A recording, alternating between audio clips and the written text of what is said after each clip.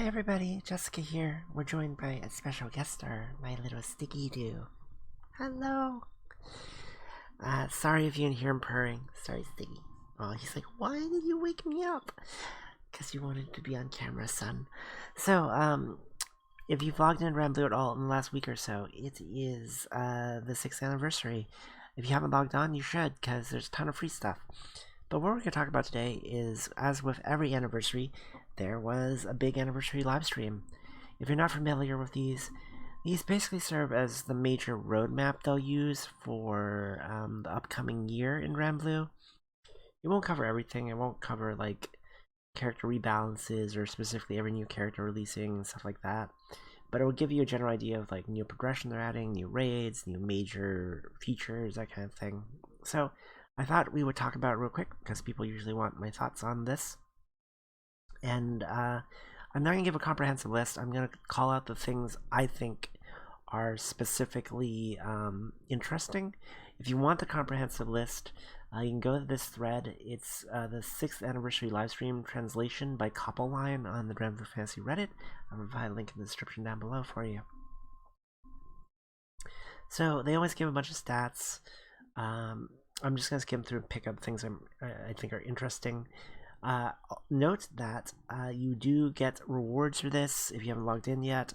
It's like a Dama bar, like some gold moon, some books, some pots, a bunch of stuff. It's all fun.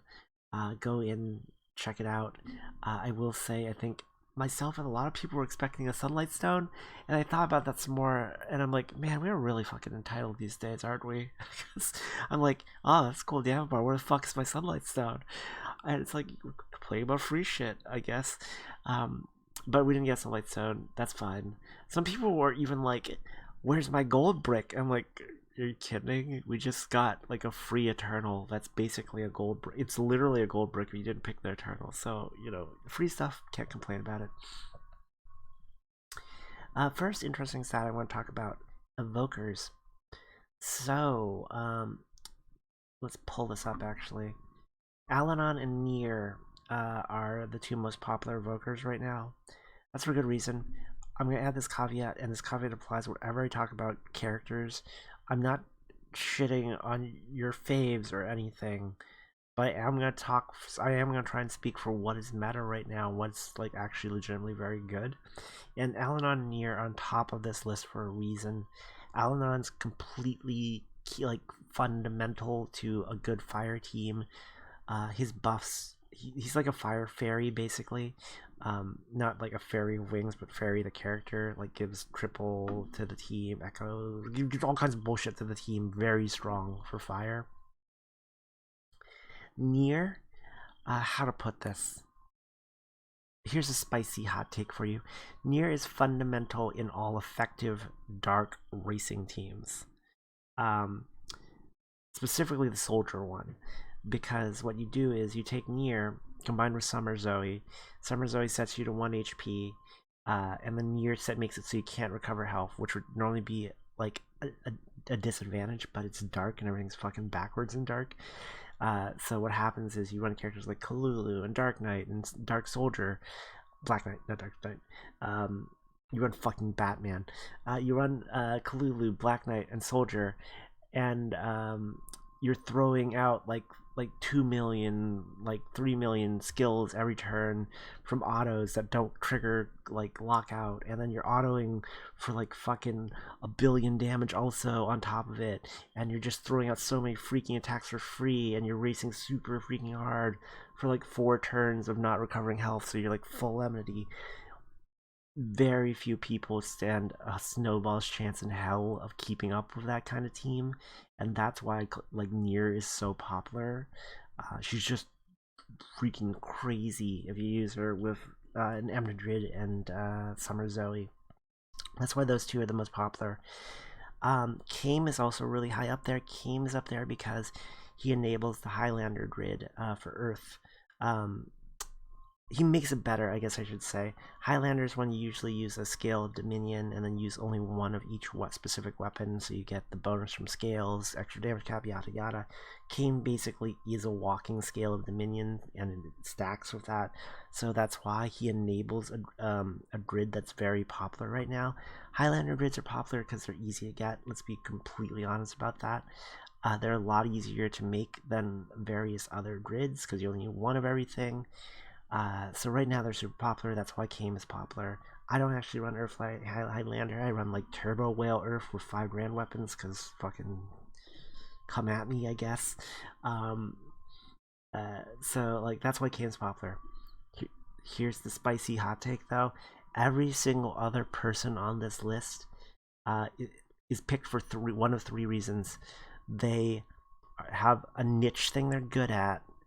They have an interesting gimmick, uh, or they're pretty good, but not necessarily meta-defining. Those are the 3 reasons to pick them. I guess you want to throw in a 4th, maybe because you like their backstory or the character design. But all the rest of the characters, I'm not saying they're bad. I'm just saying they're not meta-defining like those 3, in particular, Alanon and Nier are. I should do a Evoker video actually. Fucking hate something or getting Evokers, by the way. Such a nosebleed. Neither here nor there. So, other stats. Let's see. Apparently 47 people have 5-starred all 10 Arcarum summons. Sun and Death are most popular. That's no brainer because Sun and Death are Alanon and Nier. Goes to show you a lot of people, I think, use the Arcarum summons as a conduit to get the Evokers more so than they use it to get the summons themselves, even though summons themselves are really good. Like, they're all seraphic damage up. So I have to gesture in a very specific way because my screen's partially covered by the browser, as you probably noticed. Yeah, there's seraphic damage up, so it's like great. And also their calls are very good. In particular, Death and Sun. Oh, it's so shocking. Sun gives everyone like the 3 people on your front row double strike, which is nuts. Other stats. Here's an interesting one. Lucy HL solo clears. Wind and Light are the 2 most common. Not surprising. I think part of that is because Wind and Light, they have the easiest access to garrison weapons. Their garrison weapons are super easily farmable. Garrison is defense goes up as HP goes down. That's super helpful for doing Lucy solo. In addition to that, Fire is the least done. And I would say Fire is the least commonly done Lucy solo because all of its garrison weapons are gacha. I think that's true of Earth also. But yeah, Fire is like Gangsta Knife and Deidre's Heart, the Valentine's Skahawk weapon, which just came out. By the way, if you know, is her name the Dragon Girl? Is her name like Skatacha or Skahacha, or is it literally Skahawk like the Fate Go character? Because it's kind of spelled like the Fate Go character, but I don't know how you're supposed to pronounce it. Other interesting stats. Valentine's gift, most popular, Belial. What the fuck is wrong with you people? I don't know why you guys stand Belial. Belial's a rapey asshole. Just throwing that one out there. But yes, that's the most popular Valentine character apparently. Boy. What else do we have here? Bunch of other information.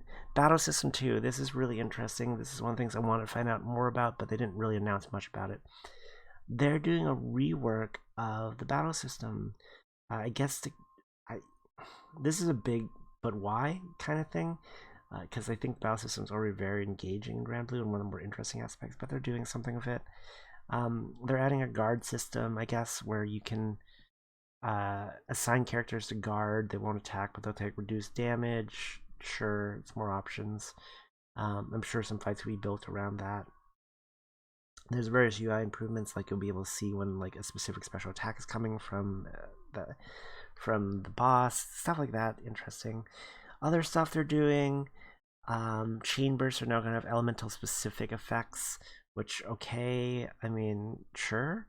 Wind, I guess, will heal you, and like I guess dark will make it so you take less special attack damage from the boss. All right, Let's see. Granblue Versus, you care? They announced Zoe. Well, they announced. So the full pack is Beelzebub, Narmaya, Sora's, who cares? Jita, super excited about Jita, but why didn't the game just ship with Jita? Especially since Vegeta is, I guess, a move clone of Gran. She's Ken to Gran's Ryu, so like at least that's what the video made it look like. So it's like, why did you just ship with her? Just saying, you should have shipped with her. And then Zoe is the fifth one, which is already spoiled, but you know, Zoe fans. Okay, other things. Now we're getting the actual Granblue info. A lot of re-scratched cards. You'll get these things, you'll scratch them out, I guess. It's just like, you know, if you go to like a 7-Eleven or something, get a scratch ticket, and you scratch them off and you win stuff. That's basically what this is.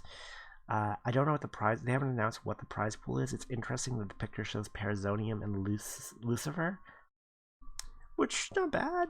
It's a grand weapon, it's Lucifer. Lucifer's still used very commonly. It's just it's kind of like boomer rewards. It's like Parazonium. I don't think people have been excited about Parazonium for a while. It's still a good main hand, by the way, if you have one. Still a very good main hand. Here's another one that's kind of interesting. Sextuple RP and XP bonus from March 10th to March 31st. You're getting 6 times more RP and XP, which seems great. That seems really cool, especially since they're raising level cap, spoilers. Because that's so much extra XP. Except, caveat, you can only get 1 million rank XP and 3 million character XP. Put that in perspective, 1 million rank XP is enough to go from level 149 to 150, or to go from level 1 to 6C. It's not a lot. It's going to go fast. My crew member, Ardoncho, actually, our founder, mentioned this. 3 million character XP. That's not enough XP to get one single character to level 100. So like, this is a super cool bonus, very low cap. So temper your expectations, I guess. Antitix coming out. Antitix is a special subtix. You've heard this whole thing before. Lets you pick seasonal characters from limited pools. So like Halloween, Christmas, summer, all the swimsuit characters. It lets you pull grand characters with some exceptions. I think the only exception last year was you couldn't pull Summer Zoe. This one will be up to 2019 Christmas, so it will include Harley and Armaya.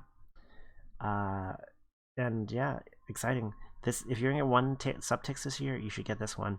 And if you get this one, you should absolutely not spend it on someone that's not a limited, because this is what that's for.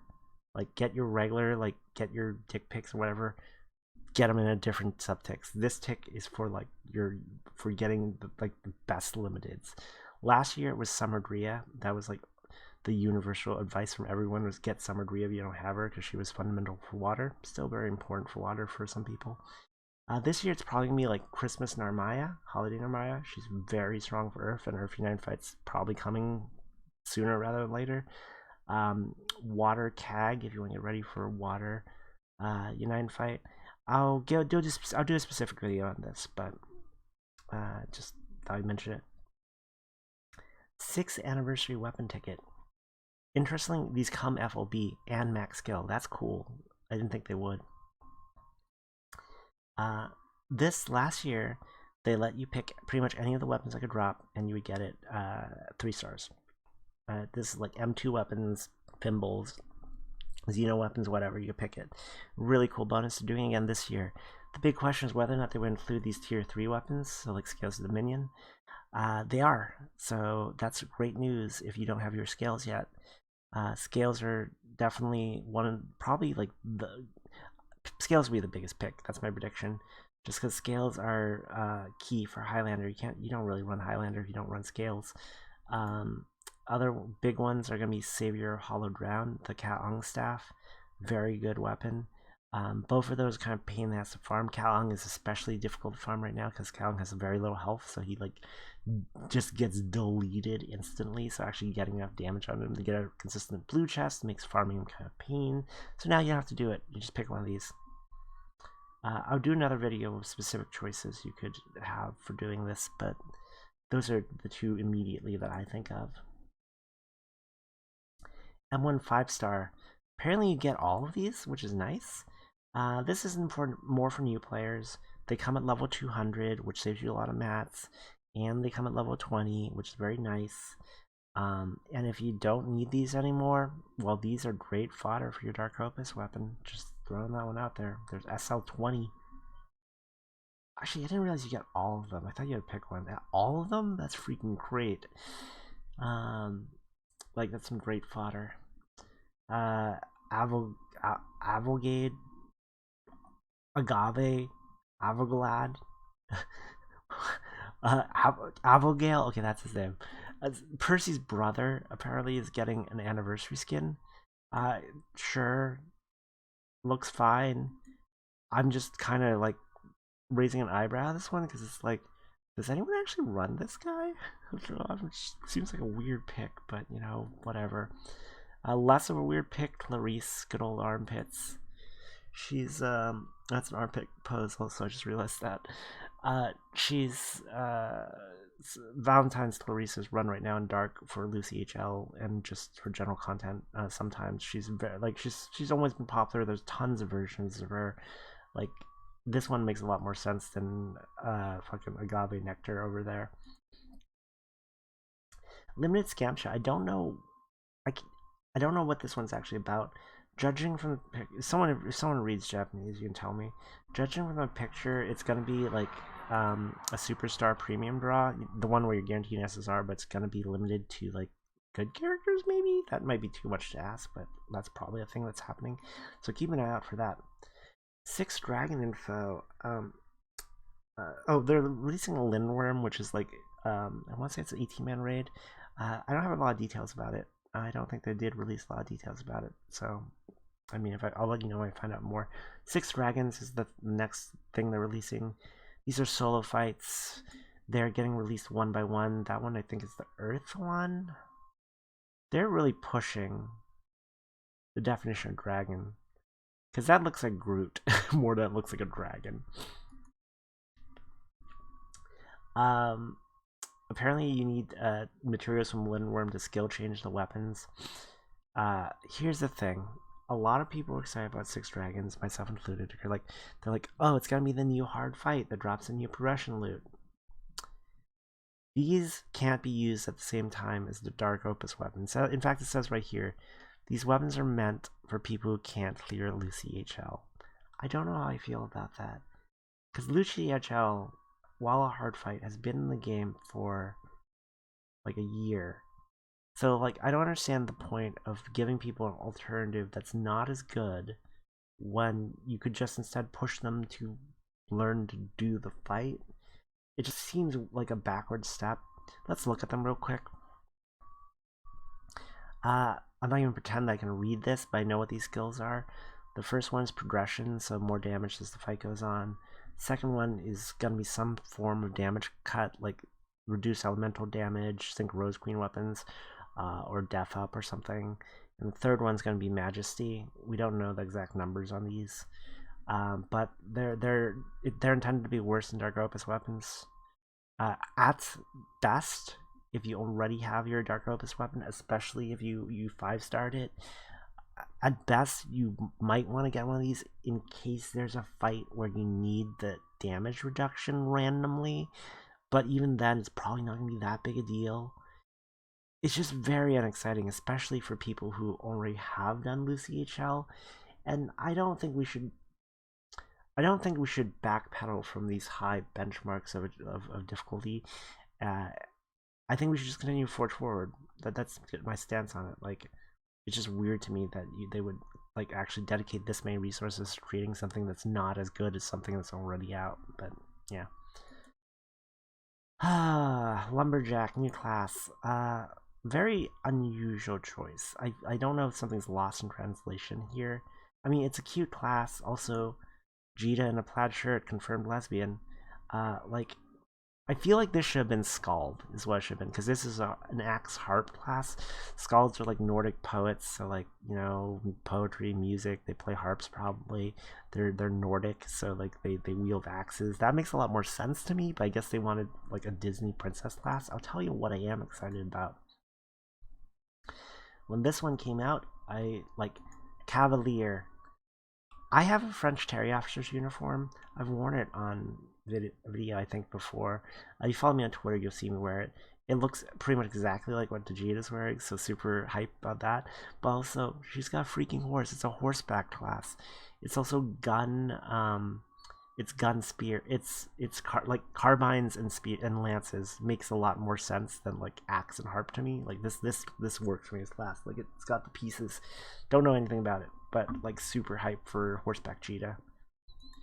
Let's see. Those guys are not getting their class champion weapons till late April. That's fine. Not many people use class champion weapons these days in endgame grids anymore, just because they're a dead slot since they don't have like, you know, an attack up or anything generally. So not a big deal. If these things are amazing, great. Otherwise, like, who cares?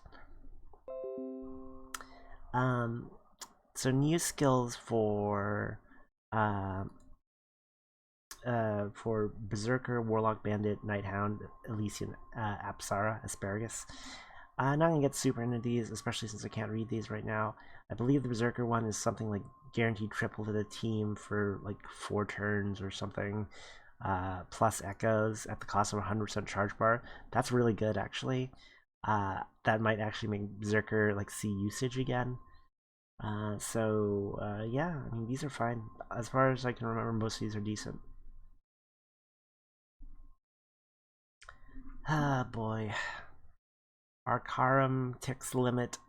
So usually, if you bought the pool up for Arcarum, where you can hold more tickets, there's usually increments of 5. So I have all of them, so I can hold 30 tickets. They're increasing those to 20 per purchase, so you can hold 90 tickets. So I do the thing where I let it build up to like near 30, and then I blast them out in like one horrible death march. It's awful. I just did that. It took like a day to fucking get through all my Arcarums. I can, God help you, if you let this thing stack to 90 tickets and you try and do them. You'll die. Like, you'll probably die IRL if you try to do 90 Arcarum runs in a row. That's so freaking many. Just don't let it happen. Anyways, weapon inventory limit uncap. They're increasing inventory stash, I think total combined. It's 2,500. Yeah, 2,500. Thunder and Cerberus materials are coming to the store, so you can purchase them by trading. Interestingly, it doesn't specify whether or not you're going to be able to get, I think it's the anima. You need materials from the showdowns to actually uncap them to 4 stars. So these are only available in the store, but the materials to uncap them aren't. It's going to be awkward because you're going to like, you'll trade for them, but they'll be stuck on 3 stars until the showdown comes around. So quality of life stuff, lots of quality of life stuff.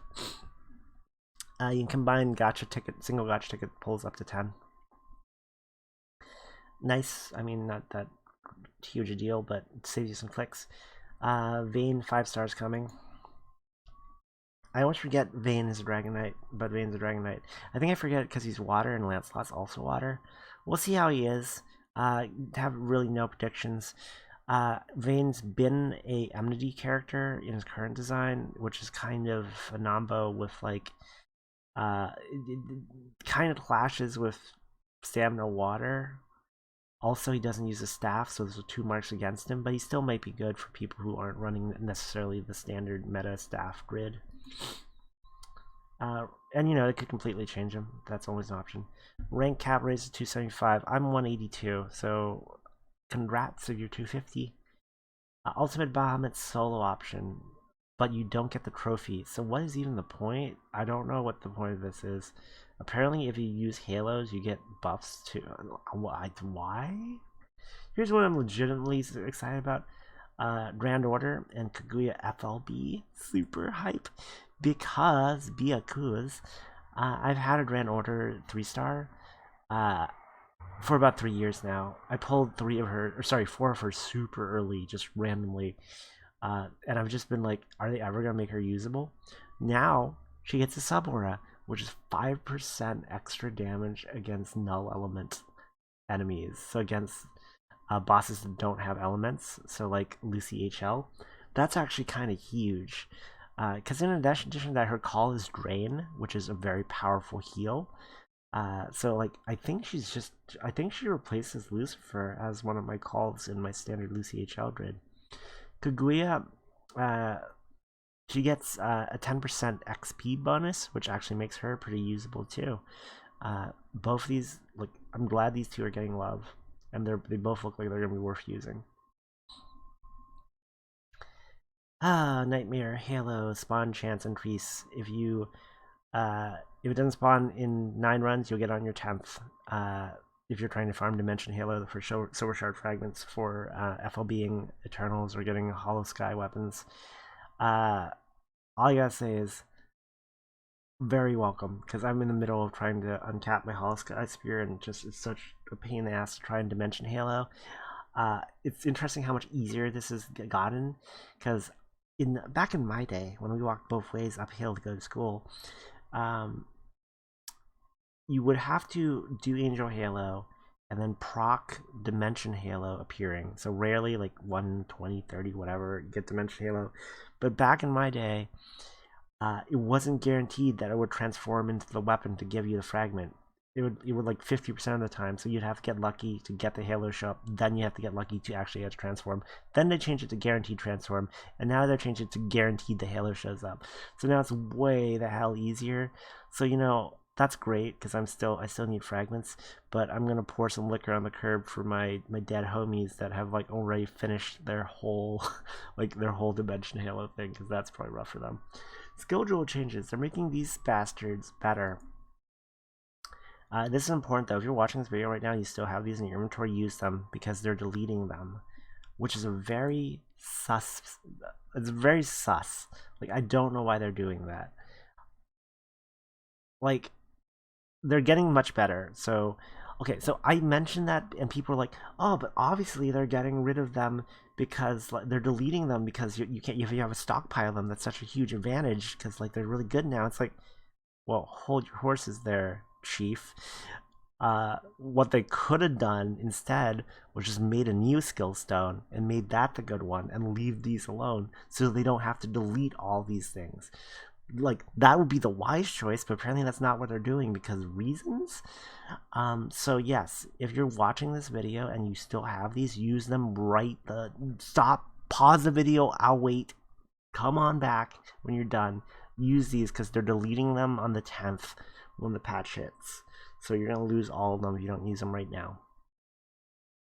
Give everybody a second to get back from using them. Alright, you're back. You're welcome. So, skill leveling, quality of life changes, UI changes. Now I can get into these. All welcome. Quality of life changes, always welcome. The interface, if you played in old days, has gotten so much better these days. So, like, it's always welcome to see this kind of stuff. They're gonna make it easier to swap party members around. Great. They're adding a reward for Premium Friday. It's a little trophy, gives you 1% XP bonus. Sure, get it. Worth it. When's my girl Friday gonna get like an SSR? I'm just saying. This one is potentially interesting for people. The T1 weapons, so like X-Ax, Cortana, they're getting a 4-star. A lot of people have asked me, like, do you think this is better than X Thing? One person in my crew asked, do you think X-Ax is going to be better than Flames of Prometheus? Or not Flames of Prometheus, Chains of Prometheus. And the answer is like, how the fuck would I know? Like, it really depends on what they decide to do with this, and no one knows what's going to do with it. They could give these things new skills, in which case maybe. If these are just strictly a stat upgrade and a skill level upgrade, probably not. I'm gonna say I don't think something like an X-Ax should be better than a Chains of Prometheus.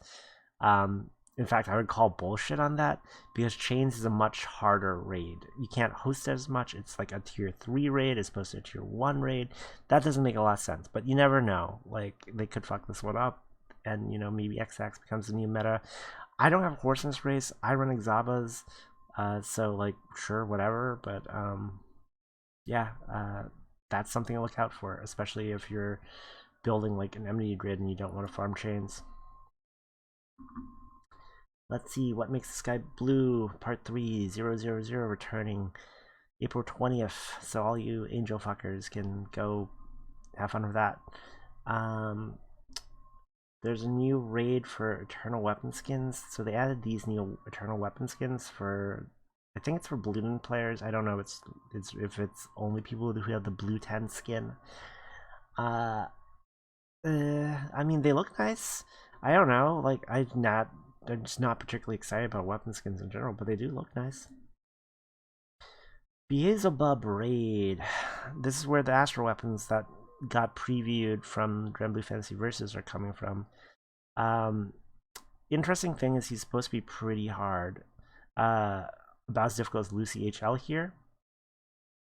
Let's take a quick look at these. These people already know about because if you have Granblue Fantasy Versus and you buy the DLC that includes Beelzebub, which is I don't think only $3, you get one of these at 3 stars, which is great. I picked the Claw myself. These are unworldly EX modifiers, the only unworldly EX modifier weapons in the game. So they are a flat upgrade. I think they're 33% EX modifier versus 23, 22 from like a Xeno EX weapon. So these are just a flat upgrade in grid. If you main hand them, they all have nice effects. Like the Claw is like, it's like skill. It's like it's one foe attack cap up, so it's auto cap up. If you multi attack, which is your dark, so you're freaking always gonna multi attack, so you're always gonna have the cap up, so it's just good. But dark's probably the best one. Axe doesn't actually have a cap up as Echoes. Some of these are bad. Like the spear, the light spear is terrible. But the thing is, even if it's terrible as a main hand, it's still better than a Xeno weapon in terms of the amount of cap or the amount of EX mod it gives you. So these are all upgrades, so you want all of these. Which brings me to kind of the controversy with these. One, we already knew about these, so this isn't super exciting. We're just kind of curious where you got them, which is kind of the downfall of doing a promo like that. And then the other thing is, some people are already grumbling, and rightly. I mean, I don't have a horse in this race because I already bought one, so I have the Claw. But like, I can see the argument people are making that it's unfair that you can buy these promo weapons, these as promo weapons when they're actually like core weapon grid items that you can just buy them. Some people are screaming like that it's pay to win, and I think the easy retort to that is it's a gacha game. Of course, it's pay to win. So like, there's that discussion. I do recommend if you have Granblue Fantasy Versus or even remotely interested in getting it, you should go ahead and get the Beelzebub DLC to get one of these. I think you might be able to get. I don't know if you have to get the DLC or if you also get these if you would just unlock them through beating the campaign. But definitely, like, not having to farm one of these, that's a really nice bonus. So like, and the DLC is like $3. All right. Apparently there's a 6 dragon multi-raid meant for people who can't solo 6 dragon. See, they're doing it again. Like, I don't know why they keep on adding all these backup ways of getting things that aren't as good for people who can't actually do the thing they're trying to do. It's like, that doesn't encourage people to get better. It just gives them a shittier option. It's like, why though? Why though? 100 moon weapons getting a new uncap. I'm actually excited about this. So, if you're not familiar with 100 gold moon weapons, like Excalibur or Gaybolg, they're very powerful weapons. They cost 100 gold moons. Right now they have a 4-star.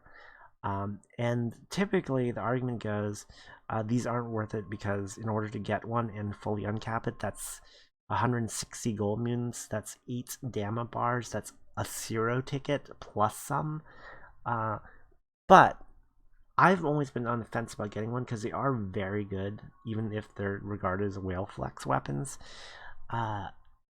I think if the 5-star ends up being crazy, I think this is the year I actually start looking into getting 1 or 2 of these. Well, one of these. We'll start with one because there's a freaking lot of gold moons. I don't know which one though. I've been thinking about getting these in years past, but I'm actually kind of relieved I haven't because the one that's the right one to get picked in terms of meta might change based on what these 5 stars do to them. You're not familiar with these all. Ameno Hikibari, I think, is the katana. It procs a thing that makes you attack 9 times in one turn. That's the kind of shit these things do. Let's see. March summer character is Tina. Cute character skin. I will say there was a resounding "Who is that?" in my Discord when she showed up because she's kind of an obscure character. She's Lucius, the emo sword guy's sister, the Goblin Killer guy's sister. Um, Actually, she's one of the first 5-star SSR. No, not SSRs. SRs, I think, and she was pretty good back in the day. Like 5-star fire SR. So I don't know what to do with her. New summer EX poses for Hellas. I'm really into the Hellas one. My one's pretty good. Sarah's cute, but Sarah's 9, so I'm gonna click away. Let's see. Limited character Mugen. To the shock of no one, since Ray already got her limited character, Mugen is getting a limited character. Cool. Let's see.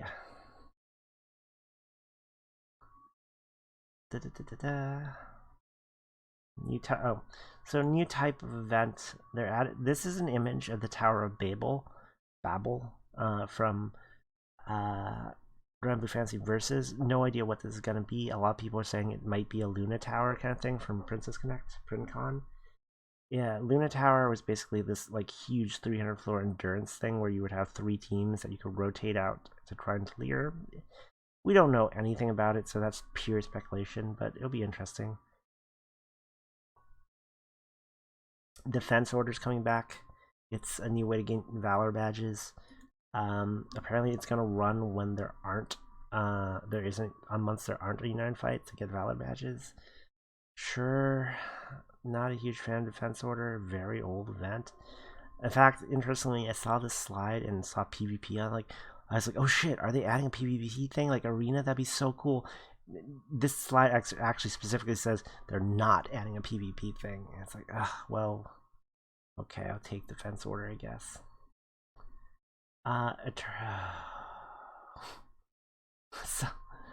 So we're finally here.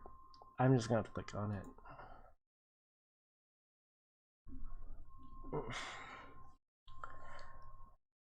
So yeah, they're adding 6-star Eternal uncaps.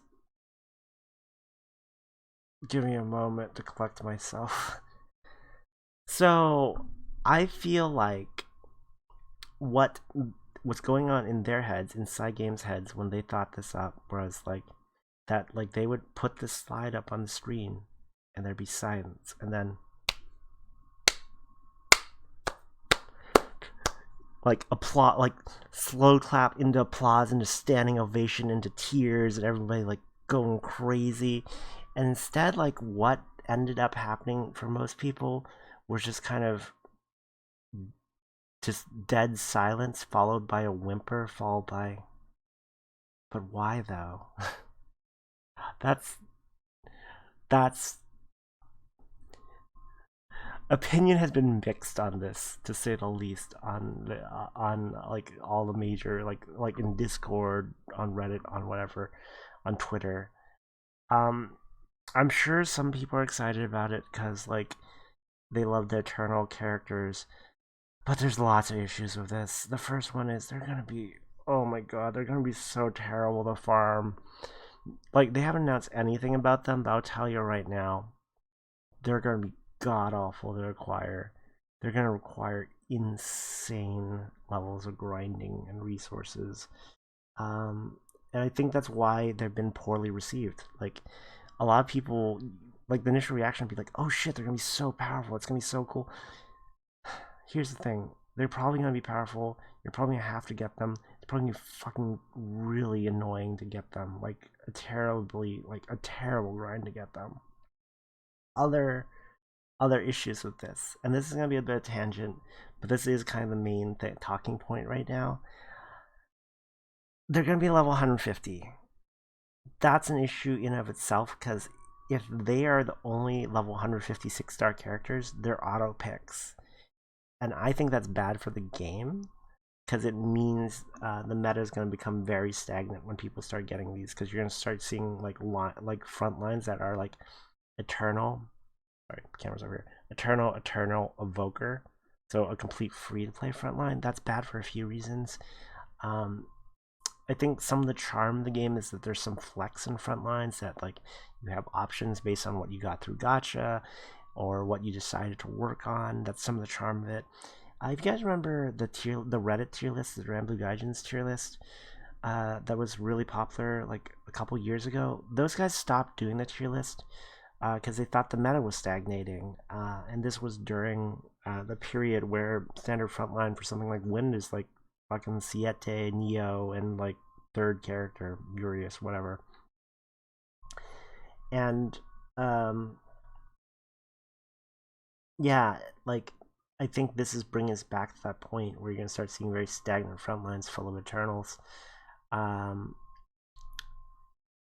Like those guys stopped doing their tier lists at that point because they thought the meta was stagnant, and like I think this is the kind of thing that leads to meta being stagnant. And when a character is a 150 versus like the closest thing being 100, that's gonna make that like there's no choice there. So that's bad for it. I also think it's bad for the game as a whole, like because it's a gacha game. You want players to like gacha to be invested in gacha, and if the best front line is free to play, then then yeah, what's even the point of gachaing at that point? So I think the main thing is so many people are still FLBing Eternals, like 5-starring them. That's what they're working on. Some people are close to being done and very excited about it. Some people are just starting and they're excited about the ones they get. And the issue is now you're nowhere near done. Now you're just getting started. Now you gotta do it all over again. And I think a lot of people are just very tired.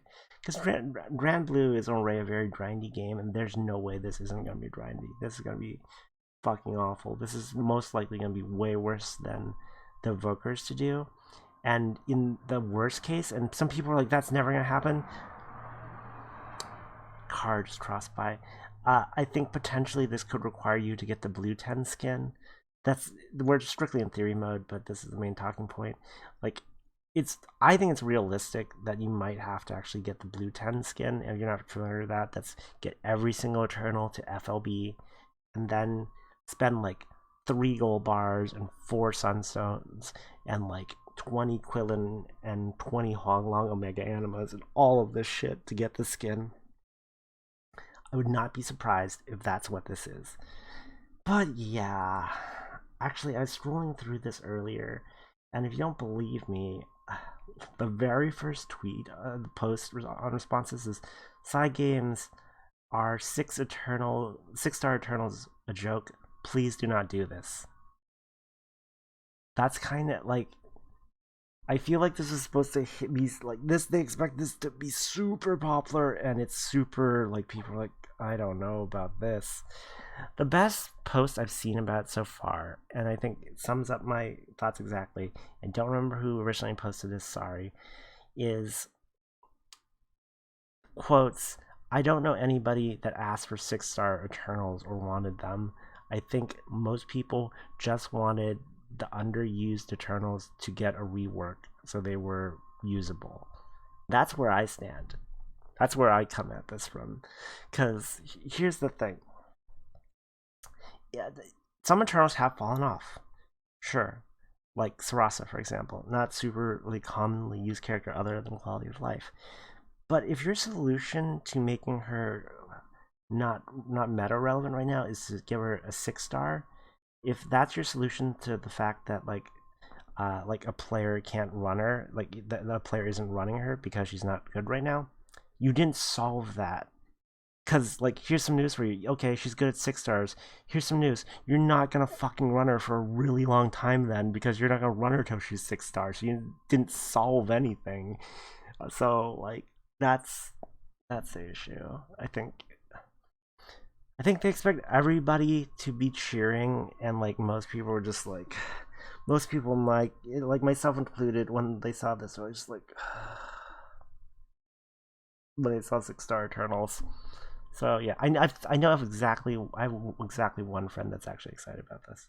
I'm sure a lot of people are excited because of the characters, but like I think from like a mechanical standpoint, everybody's like, God, fucking why? But why though? So yeah. Um, what else are we doing here? Blu-ray, back to lighter stuff. Anime comes with fairy skin. Fairy's a weird choice. It's a cute skin. It's a weird choice because the previous skins you got were main character skins or they were new characters. You could potentially get this skin and not have fairy, which is kind of weird. You can get her through a story, I guess, but like you might not even necessarily have that by the time you get this. Let's see, swimming through stuff coming out. Oh, here's the big one. Roulette's coming back. 100 draws, all that kind of thing. We're guaranteed to get 100 draw during Legfest on March 30th, which is kind of big actually, because I don't think those usually line up, so that would be nice. Let's read. Uncapped for 6 Eternals. 2 kidney stones in the mail is one of the uncapped requirements. At least 2 kidney stones are technically farmable, unlike sunlight stones. Yeah, so people are very mixed on this. I'm curious to hear what you think.